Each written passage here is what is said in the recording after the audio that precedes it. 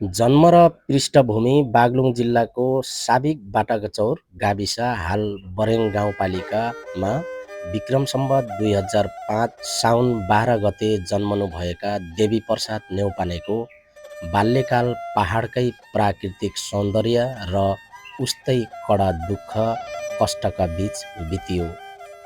गाउँको जीवन तत्कालीन समयमा पहाडमा विकटता, उकाली ओह्राली, कृषिमा आधारित परम्परागत जीवनशैली र सीमित स्रोत साधनका बीच उहाँले जीवनमा प्रारम्भिक वर्षहरू बिताउनुभयो।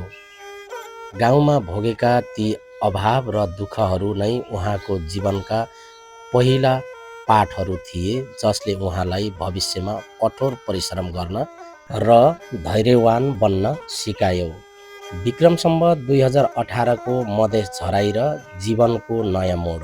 मधेस प्रवेश विक्रम सम्वत 18 साल 13-14 वर्षको सानै उमेरमा उहाँले गाउँ छाडेर मधेस झर्ने ठुलो साहस गर्नुभयो। पहाडको विकटताबाट मुक्ति पाउने र नयाँ सम्भावना खोजी गर्ने उद्देश्यले उहाँ मधेस ओर्लिनु भएको रहेछ। नेता यो हजुर, बुटा देखु नेता यो कम्पनी यो जति पनि कम्पाउन्ड गर्नुभयो नि तारले, हजुर हजुर हजुर, ए यो सबै हो। यो हो। त्यो जमानामा आएर यो जोड्नको लागि सङ्घर्ष त धेरै छन् होला नि है। गरे किन नहो, त्यही त नि, त्यत्तिकै त यो त यो पनि हो, यो सबै बुटा। ए हजुर, बाटोघाटोको अभाव र सीमित बस्तीहरू थिए। पहाडको चिसो हावापानीबाट आएर मधेसको गर्मी, औलो र नयाँ परिवेशसँग जुझ्नु उहाँका लागि कम चुनौतीपूर्ण थिएन। अरूलाई त सम्झिँदा त अहिले एउटा इतिहास जस्तो पनि लाग्छ होला है। त्यो त पहिला बेसी जङ्गलमा आएर बसियो। हजुर, अब यहाँ उडुस मछेटको हिसाब गर्ने भनी साध्दै थिएन। मछेट त मलेरी त्यस्तै। हजुर, हामीले बिस्तारा लाएर मछेटलाई चाहिँ नि टौटियाउँथ्यौँ, मारेर सक्दैनथ्यौँ। त्यस्तो थियो, त्यस्तो उडुस लाग्थ्यो। रूपन्देहीको तामनगरमा बसोबास समयको चक्राले उहाँको मेहनतले रङ ल्यायो। सुरुवाती सङ्घर्षहरूलाई पार गर्दै उहाँले तराईको माटोमा आफ्नो बलियो उपस्थिति जनाउनु भयो। क्षेत्र अहिले त अब जे होस् ठिकै छ, राम्रै छ, गाडी घोडा गगन। त्यतिखेर त अब लगभग लाइन बिजुली भन्ने त केही थिएन। के बालेर बस्ने? हामीले पहिला अलिअलि पढ्दा त अझ दियालो बालेर पढ्थ्यौँ, बाँसका सिटा बालेर पढ्थ्यौँ।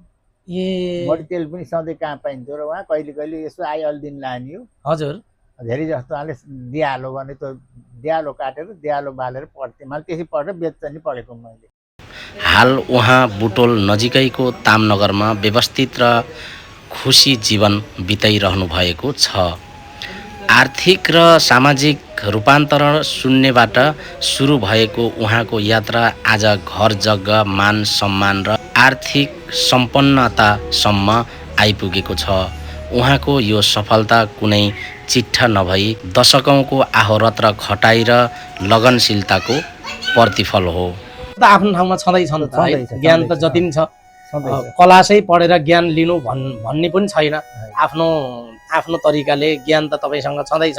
ज्ञान नभइकन त यत्रो अब होइन मधेसमा आएर पूर्ण रूपमा यस्तो रज्जगज्ज भएर बस्न पनि त धेरै सङ्घर्ष थिए होला नि त होइन? सङ्घर्ष नहुनु त पुरै भयो। त्यही त नि, हामी बस्दाखेरि हाम्रो जेजामान पनि थुप्रो थिए। पहिला 3 भाइ, पहिला युवाहरू पछि आएका हुन्। हजुर, हाम्रो 3 भाइले चाहिँ लगभग 200, 300 हाम्रा जेजामान थिए। हजुर, हामीहरू चाहिँ जन्लान पुग्या नागपञ्चमीमा त हामीहरू बिहान निक्लेको साँझ मात्रै घर पस्थ्यौँ हो। सबै कहाँ घर घर जानुपर्ने। हजुर हजुर, त्यसरी जेजमान गरिन्थ्यो। अहिले चाहिँ नि दाजु बित्नु हो, त्यहाँबाट पछि पण्डितहरू धेरै थपिए। हजुर हजुर, अहिले चाहिँ नि खुलै छ लगभग। विगतका कुरालाई कसरी मधेस आउनु, कसरी चाहिँ यहाँ स्थापित हुनु भन्ने कुरालाई प्रश्न पारिदिनु भयो।